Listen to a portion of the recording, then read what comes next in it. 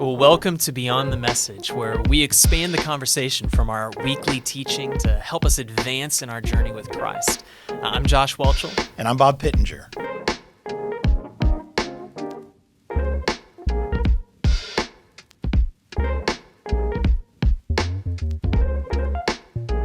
Josh, you shared on Sunday that living in community can be messy. At best, it can be messy. Absolutely. There are a lot of times it can be really messy. So why do you think we can be so uncomfortable with helping others in the middle of their messiness? Yeah, I think it depends on our personalities. I think that it's a little bit different for each one of us, but I think there's a couple of commonalities that we see. I think one of the reasons why it can be uncomfortable to step into the mess of ministry is because oftentimes we don't know the answer. So many times there's a crisis that happens or someone reaches out and they're in a desperate situation. And the reality is we just don't know what the next step is. Right. And we want to help. We want to be there. We want to be a part of the solution. And yet we don't know exactly how to guide them forward. And so I think there's a discomfort in feeling like maybe we should know or we should be further along than we are in our faith and our understanding, and yet we're not always there. And so I think that creates some discomfort. I think another thing that is uncomfortable is many times we have our calendars just filled and we have things to do. And so it can be hard at times to see a situation and to feel like I don't know that I have the bandwidth to actually step in and to actually be a part of the solution for this person. And so I think there's multiple reasons that we can be uncomfortable stepping into the mess of ministry. But I mean, what are some of the things that come to your mind? Well, for me, this is going to sound super unspiritual and it's almost embarrassing to say, but sometimes it's been, what am I getting myself into? If I help them, what is this going to cost me? Is it time? Is it money? And you're just so intimidated by helping someone. And I don't know about you, but there's somebody at my door all the time at home. And throughout my years of ministry, there was always somebody that needed help. And it's like, where's this going to end? Once I finish with them, who's next? And it felt like it was just always piling up on me. And so I kind of developed this hard shell of, well, I can't help everyone. So what ended up happening is I didn't help anyone. And so I think sometimes apprehension is we worry about what are we getting into? What's this going to cost me? How long is this going to go? And instead of just thinking, hey, I can do something small, which, Sunday you talked about Care Portal and the importance of Care Portal. And I love that as a group, you can come together and pick out something in Care Portal. Like, hey, here's a guy, he needs a $50 bus pass. So he's trying to take care of his family, but he's having to walk. But if we get him a bus pass, now he can ride the bus to and from work and not have to walk, outside in the snow, the rain, the heat. And in Oklahoma, the extreme heat, like it's been this summer. And so I think a lot of our apprehension sometimes is just not knowing the total cost.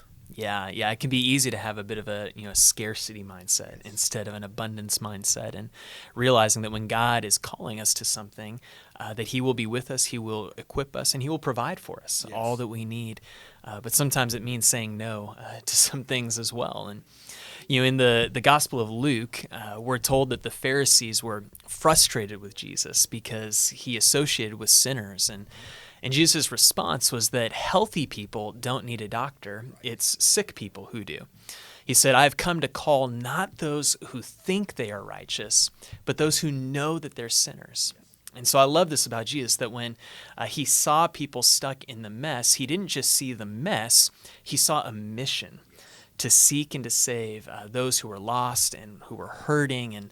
And so I would love for us to talk just for a couple moments about how do we change our mindset from seeing the mess that someone is in to seeing our mission as the people of God, which is to walk alongside of them and to help them find freedom in their life.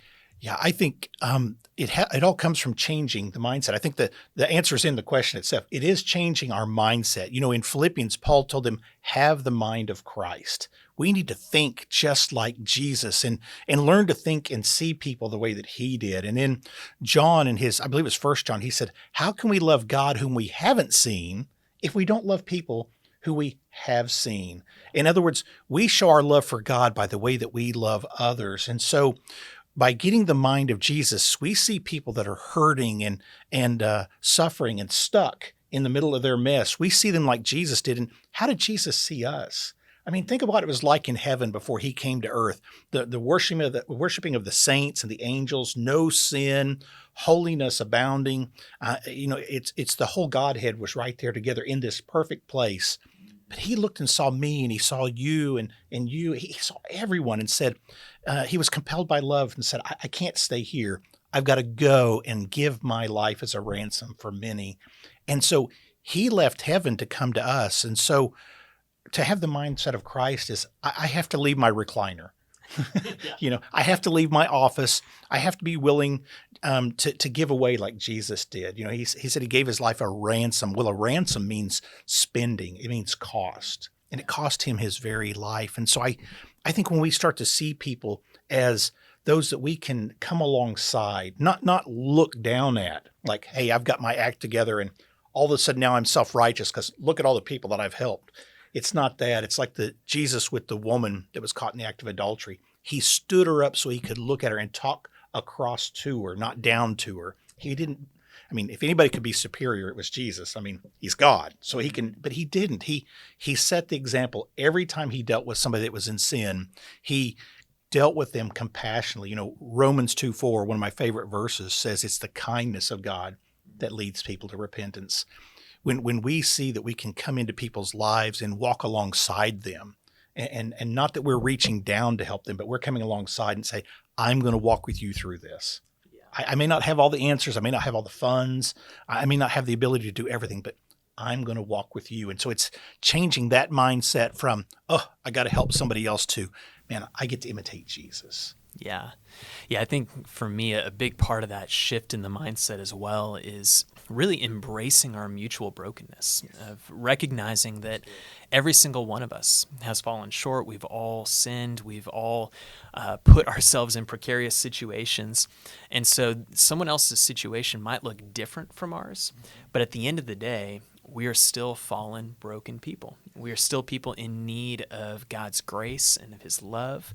And so part of that mindset shift is just understanding our need, which continues to be a day-by-day need. I know that today I needed just as much grace as I did yesterday, and I will need grace tomorrow. And so I think there's an embracing there that helps us to see someone not just in mess, but to see them as a person. It's just as you mentioned Jesus, the woman caught in adultery, of seeing her, looking at her eye to eye, and helping in a way that values a person holistically. And so I think that's part of how the shifting in the mind for me has played out as I've thought through that. Yeah, I think something you just said that just triggered in my mind. I hadn't thought about this, but seeing the person holistically and God's love for us, it's not deserved. It's not like, well, Bob, he wasn't that bad of a sinner, so I'm going to love and die for him.